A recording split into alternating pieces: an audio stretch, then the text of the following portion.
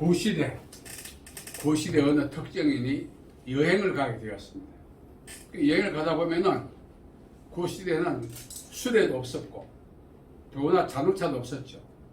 모든 여행에 필요한 품목을 등짝에 짊어지고 그렇게 가야 했습니다.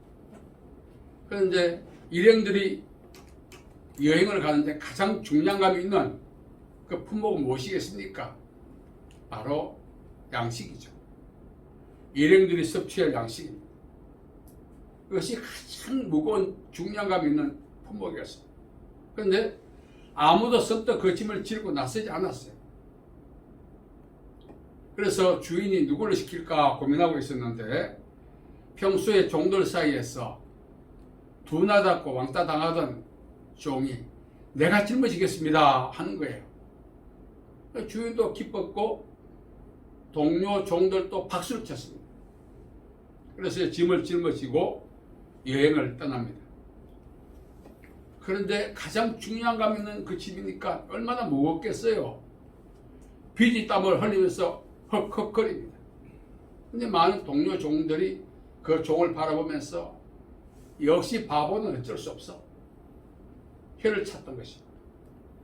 결과 어떻게 되었을까요? 여행 기간이 길어질수록 양식을 짊어졌던 종의 그 짐은 점점 가벼워지면서 나중에 다 벗어버릴 것입니다. 왜 양식을 섭취했으니까.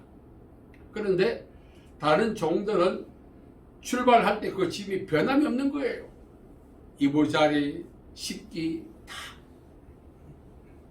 그래서 양식이 다 떨어지면서 양식을 짊어지고 갔던 종은 기쁨으로 여행을 즐겼는데 그 종을 비웃었던 여타 종들은 낑낑거리면서 그 짐을 짊어지고 다니야 했습니다.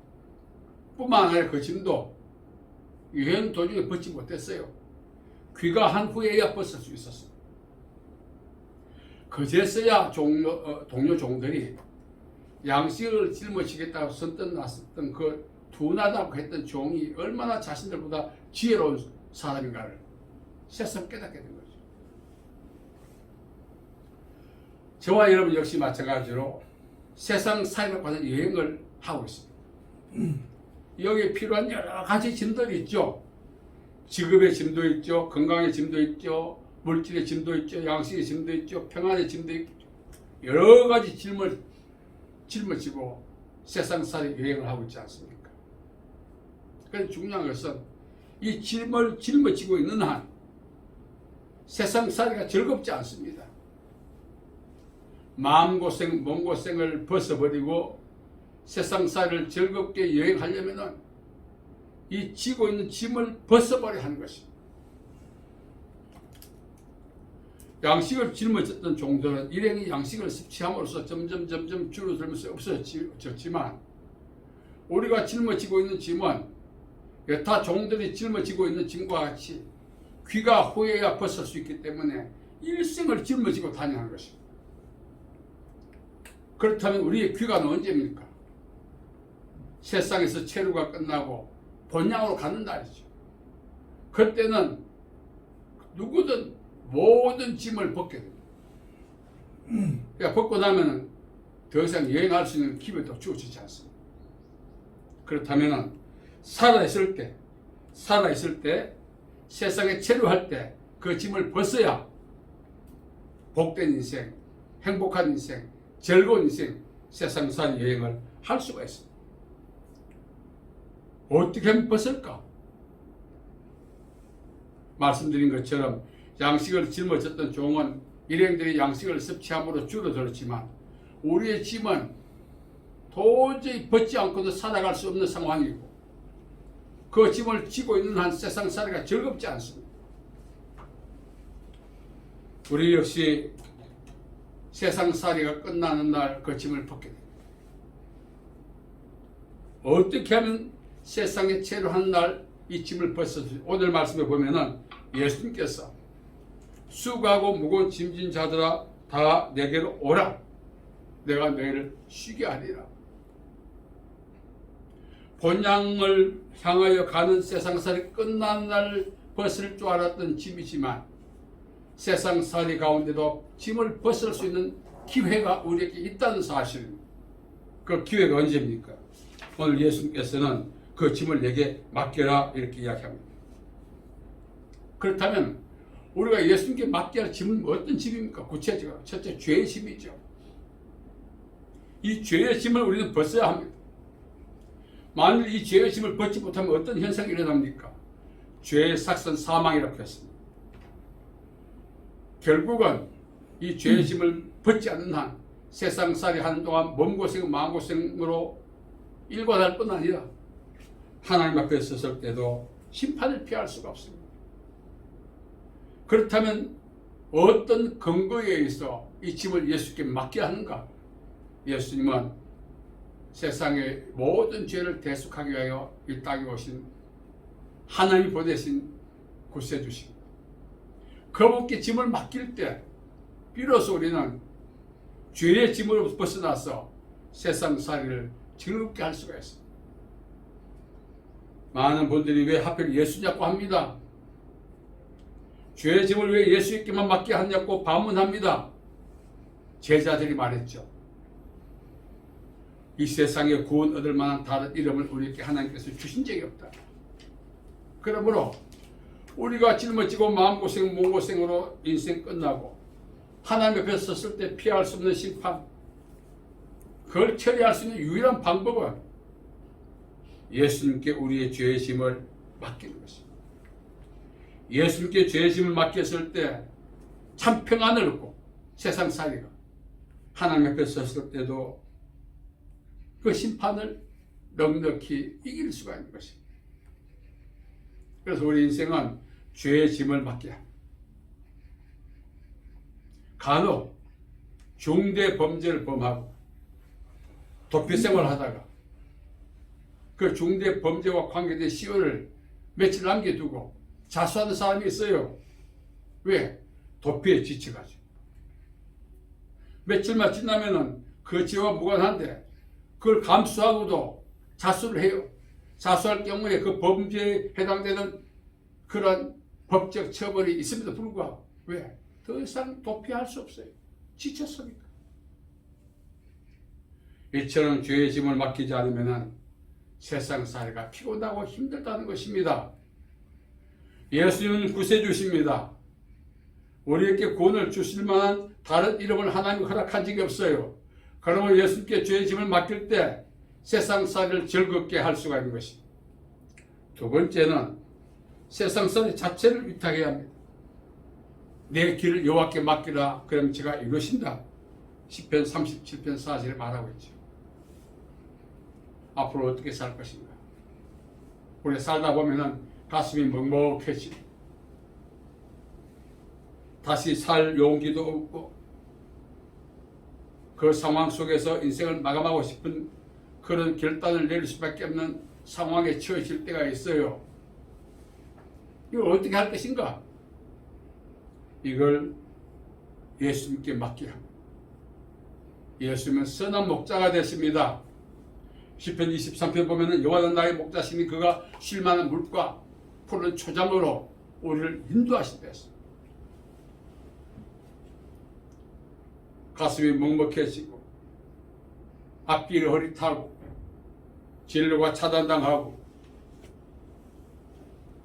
돌파구를 모시게도 방법이 없어요.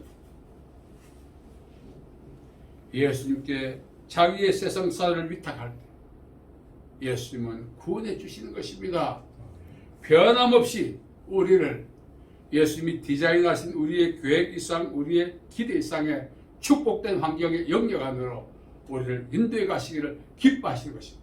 네. 그래서 예수님께 우리 세상살을 맡겨야 합니다. 세 번째, 염려를 맡겨야 합니다. 너희 염려를 다 주께 맡기라. 이는 제가 너희를 권고하심이라. 베드로전서 5장 7절. 염려가 뭡니까? 우리 이성과 우리의 어떤 에너지로는 해결할 수 있는 어떤 상황과 문제, 사건을 이야기합니다. 어떻게 해결할 것인가? 그걸 맡기라는 것입니다. 비록 그것이 자초한 것이라 할지라도 우리는 우리의 염려를 맡기야 합니다. 단순합니다. 예수님, 내가 이런 염려가 있습니다. 이런 근심이 있습니다. 이것을 예수님께 맡깁니다. 그 단순한 믿음의 맡김, 인생의 염려로부터 자유하고 해방하는 축복을 받을 수가 있는 것입니다. 저도 오늘까지 살아면서 염려가 없었겠습니까? 근심이 있었습니다. 고통이 있었습니다. 이러고 사느니 차라리 죽는 것이 낫겠다는 충동과 자극을 받은 그런 상황들이 있었습니다. 물론 마음도 유약하고 대안도 없고 모든 진로가 차단당하고, 그럴 때 그 모든 상황을 예수님께 맡겼더니 오늘에 이를 수가 있었습니다. 저와 여러분 다 마찬가지입니다. 오늘에 이를 수 있었던 것은 지난날 모든 염려를 맡겼기 때문에 가능했지, 만약 맡기지 않았으면 오늘 저와 여러분 만날 수 없습니다. 그때 그 당시에 인생의 모든 것을 끝냈을 것입니다. 그걸 교훈 삼아서 앞으로도 예수님께 염려를 맡기시기 바랍니다. 그러면 그 염려가 더 이상 우리 삶의 장애물이 될 수가 없고 오히려 디딤돌이 될 수가 있습니다. 네 번째는 행사를 맡게 합니다. 계획들, 진행하고자 하는 다 맡게 합니다. 너희 행사를 여호와께 맡기라. 그러면 너희 경영한 것이 이룰 것이다. 잠언 16장 3절을 이야기합니다. 우리 옷을 수선할 때도 세탁소 가지 않습니까? 예전에 제가 라디오를 이렇게 자주 고장냈습니다. 소리가 안 나는데 양이 다 따라서 안 나오는데 뭐가 고장났을까 뜯다가 봐요. 나사가 몇 개 남더라고요. 분명히 들을 때 나사가 다 맞았는데. 그러니까 이게 무식한 거예요. 전문가에게 맡겨야 되는 거예요. 우리는 우리 인생의 전문가가 누굽니까? 창조주신, 구원자이신, 목자이신 예수님께 인생을 맡겨야 되는 것입니다. 살아가면서 고통이 없는 사람 누가 있습니까? 저는 근래에 SNS를 통해서 가슴이 먹먹해지는 그런 가정의 목회자들 가정에 가슴이 먹먹한 일들이 너무나 일어났더라고. 부부가 사별하고 자녀가 죽고 인생의 모든 것이 초토화되었어. 어떻게 저분들이 감당할까? 하나님의 은혜 없이는 감당을 못해내는 그 상황들을 접하면서 마음이 먹먹해지더라고요. 자, 그런 것도 하나님께 맡기야. 우리가 맡길 데가 없다면은 그 고통과 환난과 함께 우리도 죽어야 마땅한 것입니다. 살아있는 분들 희망이 있습니까? 복구될 가능성도 없는데 살아있는 것 자체가 더 큰 고통입니다. 그럼에도 불구하고 우리가 바뀔 때가 있다는 것입니다. 내 생을 수리해 주실 분, 내 삶을 수리해 주실 분, 내 사역과 인생을 수리해 주실 분이 있다는 사실이 희망의 징조인 것입니다. 어떤 어려움이 온다 할지라도 그 어려움을 복구시키고 그 어려움이라도 원수 앞에서 상을 베풀어 주실 예수님이 계시다는 것 자체가 우리에게는 살아야 될 목적이고 희망인 것입니다. 그 범사를 맡게 하는 것입니다. 근래 많은 분들이 예수님께 위탁하면서도 안심을 못해요. 자, 여러분 예를 들어 세탁소에 옷을 수리했습니다. 언제까지 되죠? 세탁소 일정이 있으니까 언제까지 해드리겠습니다. 기다려야 되는데 어떤 경우 제가 성격이 좀 급하다 보니까 아침에 맡기고 오후에 가서 됐어요? 물어봐. 여러분 우리 인생도 하나님께 맡기고 하나님이 온전케 하실 동안 인내하며 믿음으로 기다려야 할 가치가 있다는 것입니다. 힘들지만. 그리고 또 우리가 하나님께 맡게 될 것이 무엇입니까? 십자가상의 강도입니다. 십자가상의 강도는 예수여 당신의 나라에 임하실 때 나를 기억하소서. 누가복음 23장 42절에 그렇게 고백했죠. 그때 예수님께서 뭐라고 말씀하셨죠? 오늘 내가 나와 함께 나고 있을 것이다. 우리가 맡겨야 할 최종적인 것은 우리의 내일, 미래, 영원까지 맡겨야 합니다. 우리는 내일이, 미래가, 영원이 어떻게 될까에 대한 관심은 있지만 그것을 어떻게 확실히 보존받지 못함으로 불안이 떨지 않습니까?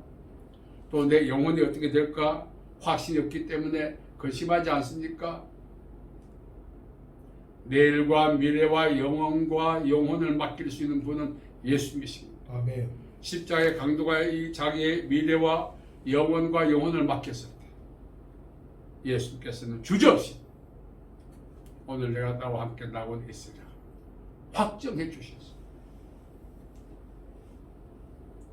여러분 오늘까지 살아오면서 참 잘 오셨습니다. 제가 SNS에다 글을 올렸습니다. 여러분들 자기를 칭찬 좀 하십시오. 이 도닥거리면서 힘들고 어려운 시간도 많았을 텐데 너 오늘까지 살아줘서 견뎌서 고맙다고 한번 칭찬해 보세요. 이렇게 글을 올렸습니다. 좀 쑥스럽게 하겠죠. 살다 보면 견뎌야지 말하겠죠. 그러나 그것이 자신에게 큰 위로가 됩니다. 우리가 살아가면서 위로받고 싶을 때 있지 않습니까?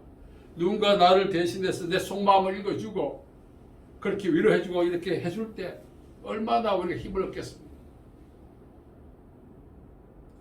예수님은 우리의 죄의 짐을 맡기라고 하셨습니다.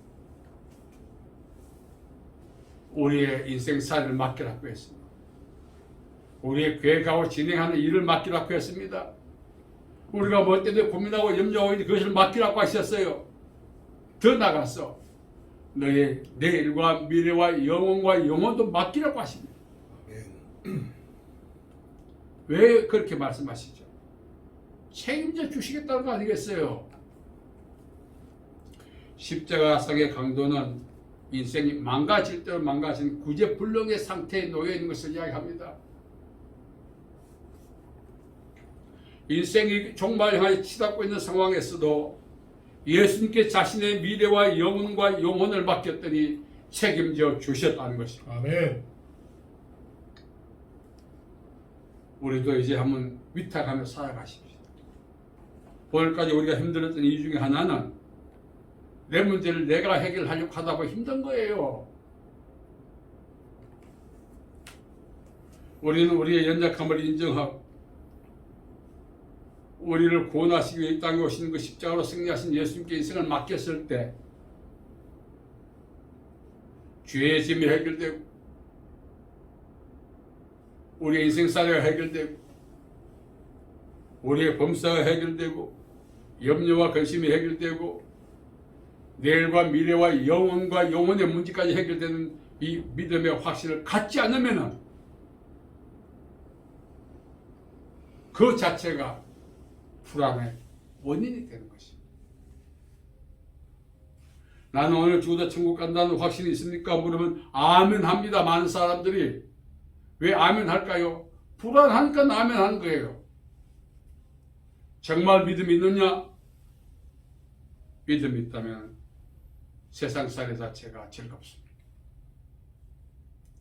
아직도 내가 짊어지고 있는 짐들이 있습니다. 여행이 끝날 때까지 짊어져야 할 짐들이 있지 않습니까? 그 짐이 여러분들 힘들게 하는 것입니다. 많은 분들이 언제 한번 내 짐을 벗어볼까? 죽는 날 벗는 거예요. 죽는 날 벗고 나면 더 이상 세상살이를 할 수 있는 기회가 없습니다. 양식을 짊어지고 가다가 양식이 바닥나무로 그 짐을 벗어버리고 즐거워했던 종과 같이 남은 인생을 그렇게 살 수 있는 유일한 방법은 그 짐을 처리해 줄 수 있는 유일한 분 예수님께 이것을 맡기셔야 하는 것입니다. 아멘. 그래야 즐겁다는 것입니다. 아멘. 오늘 우리는 그동안 맡겼습니다. 수많은 기도를 맡겼습니다. 그러면서도 근심하고 걱정하고 있습니다. 그래서 온전한 맡김이 아닌 것입니다. 여러분 한나가 이제 아들이 없어 얼마나 울었습니까? 엘리가 와서 술 취한 것 같다고 비아냥거렸습니다. 자기의 상한 마음을 하나님께 토하는데 마치 술 취한 여자같이 보였거든요. 엘리가 한나에게 말했습니다. 하나님 너의 그 곡성, 너의 기도를 들으셨다. 자, 그랬을 때 한나가 그 이후로 얼굴이 수심이 없었다고 합니다. 진정으로 죄의 집을 맡긴 사람, 진정으로 인생살이 맡긴 사람, 진정으로 자기의 진행하는 일과 계획을 맡긴 사람, 염려와 근심을 맡긴 사람, 내일과 미래와 영혼과 영혼을 예수님께 맡긴 사람의 특징이 무엇입니까? 수심이 없어요. 그게 바로 맡긴 사람의 증거입니다. 수심이 없다는 것은 무엇입니까? 양식을 벗고 즐거워했던 종처럼 세상살이 자체를 즐겁게 살아야 되는 것입니다. 저도 여러분께 설교하지만 인생을 돌아보니 너무나 슬프게 살았어. 너무나 근심하고 걱정하며 짜증내고만 살았어. 왜 그럴까요? 마음대로 안 됩니다. 예수님께 맡겼다고 하면서도 은근히 제가 원하는 방향으로 예수님이 핸들을 틀어주기를 원했죠. 여러분 이제 진정으로 한번 맡겨보십시다. 맡기고 정말 이 한나처럼 수심 없이 성경은 항상 기뻐하라고 했습니다. 이게 저절로 될 것 같아요. 모든 짐을 벗긴 자만의 이 전리품이에요. 아멘. 어거지로 웃어보세요. 작심삼일 4일 후부터 짜증나기 시작합니다. 믿음의 열매가 뭐냐? 믿음의 열매는 기쁨이죠. 세상 살이가 즐거워지도록 이제 하나님께 맡기고 맡긴 문제에 대해서 왈가불가하지 마십시다. 우리가 원하는 대로 해주시겠지 기대감보다 더 좋게 해주십니다. 예수님은. 아멘. 진짜 맡기고 그 응답을 한번 받아봐야만 그 확신을 갖는 거예요. 아멘. 저는 올 새해부터 말입니다. 생각했던 대로 착착 진행이 되더라. 물론 유예된 것도 하나가 있습니다. 생각만 해도 착착 공개하기가 뭐합니다. 여러분 우리 하나님께서는 우리가 더 이상 염려하지 않고 우리가 마지막에 죽어서 본향 가서 사는 그 본향의 삶을 살아서 누리기를 원하십니다. 아멘. 그 천국에 세상 살이가 즐겁다고 해서 한마디로 무슨 뜻입니까? 세상에 체류하는 동안 천국을 경험하고 누리며 살자는 것입니다. 아멘. 그것은 예수님께 모든 짐을 맡긴 사람만이 누릴 수 있는 특권이고 예수님께 모든 짐을 맡긴 사람만이 누릴 수 있는 은혜요 복인 것입니다. 아멘. 오늘 저와 여러분 모든 짐을 보따리에 싸서 하늘 내려온 그 주에다 묶어서 올려드리십시오. 아멘. 그리고 다시는 그 고통과 괴로움의 삶을 살지 않고 바뀌었습니까? 제가 병원에 있으니까 한 가지 재미있는 걸 봤어요. 의사가 환자에게 기부서 해주면 기부서하는 현장에서 환자들이 질문을 합니다. 언제 풀어줄 거냐고. 성격 급해. 아니 지금 기부서하고 있는데 의사가 알아서 풀지 않겠어요? 언제 풀어줄 거냐고. 선생님 수고하십니다. 고맙습니다. 이렇게 말해야 돼요. 언제 풀어줄 거냐고. 찾아보면서 목적과 기한이 있다고 했어요. 기부서 할 때가 풀 때가 있는 거예요. 그 할 때와 풀 때 그 사이를 믿음으로 인내해야 되는 것입니다. 우리 역시 그렇습니다. 오늘 하나님께 모든 짐을 올려드리고 진정한 천국 생활을 경험하고 세상살이 기쁨으로 살아갈 수 있는 그날이 올 때까지 믿음으로 견딜 수 있는 저와 여러분이 되십시다. 아멘. 그러면 이후로는 이제 즐겁지 않겠어요? 다른 사람들 부러워하지 마시라고요. 나는 어떻게 저 사람들 저렇게 행복하게 살아볼까? 남 부러워하다가 인생 끝나면 되겠느냐고요. 오늘부터 이제는 그걸 부러워하지도 말고 시기 질투하지도 말고 하나님께 집을 맡기고 나면은 우리도 그렇게 살아갈 수 있도록 하나님은 복 주시고 아멘. 하나님은 자신 있게 맡긴 사람에게 그렇게 살아갈 수 있도록 공평하신 분이십니다. 오늘 이후로 여러분의 삶이 천국 생활 되시기를 바랍니다. 아멘. 모든 짐을 맡기고 이제 만날 때 얼굴이 환해야 된다. 무슨 근심이 있어 얼굴이 저렇게 찌들었나, 밥을 못 먹었나, 보는 사람들이 걱정하면 되겠어요.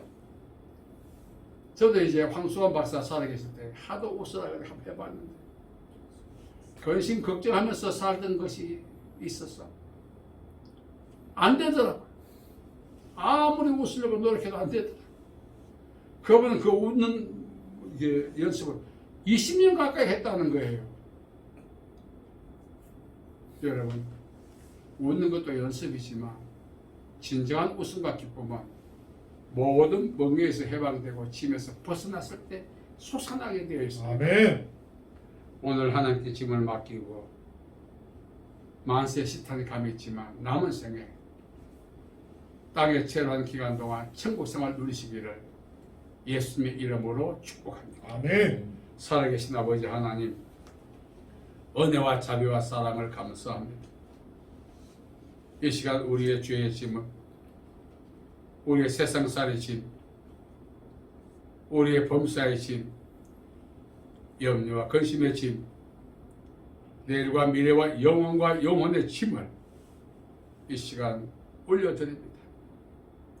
이후로 우리가 정말 땅에 살아있는 그날까지 천국 생활을 누리며 살 수 있도록 복 내려 주옵소서. 아멘. 예수님의 이름으로 기도하옵나이다. 아멘. 아멘.